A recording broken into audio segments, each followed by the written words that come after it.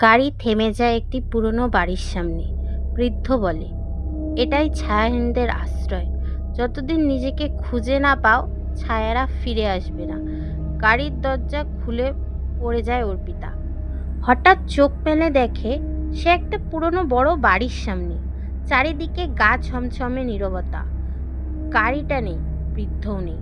দরজার সামনে খোদাই করা আছে, আত্মারা এখানে ছায়া খোঁজে। সে ধীরে ধীরে দরজাটা ঠেলে ভেতরে ঢোকে। ভেতরে বহু মানুষ, কিন্তু সবাই অদ্ভুত।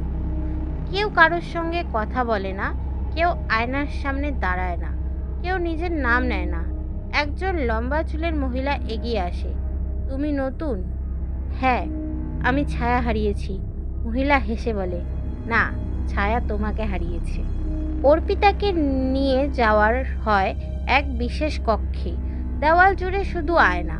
একটা বড় আয়নার সামনে দাঁড় করানো হয় তাকে। কিন্তু আয়নায় অর্পিতার প্রতিচ্ছবি থাকলেও ছায়া নেই। হঠাৎ আয়নার ভেতরে তার প্রতিচ্ছবি মুখ ঘুরিয়ে বলে, তুমি কি? অর্পিতা ভয়ে পেছনে ফিরে তাকায়, কিন্তু পেছনে কেউ নেই। রাতের বেলা অর্পিতা ঘুমোতে পারছিল না। হঠাৎ একটা দেওয়ালের আড়ালে মৃদু শব্দ, যেন কেউ ফিসফিস করছে। দেওয়ালে হাত দিলে একটা অংশ নড়ে যায়।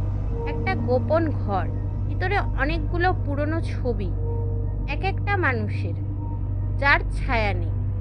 একটি পুরনো ডায়েরি খুঁজে পায় সে। ডায়েরির প্রথম পাতায় লেখা, ছায়াহীন হলেই মানুষ নয়, তখন সে আয়নার একটা ভুল সংস্করণ মাত্র। ঘর থেকে বের হতেই সেই বৃদ্ধ লোক হঠাৎ সামনে হাজির। তুই জানিস না, কিছু দরজা খুললেই ছায়ারা জেগে ওঠে। এখন ওরা তোকে খুঁজবে। ওর পিতা চমকে যায়। আপনি তো আমায় বাঁচিয়েছিলেন। বৃদ্ধ, বাঁচানো আর আটকে রাখা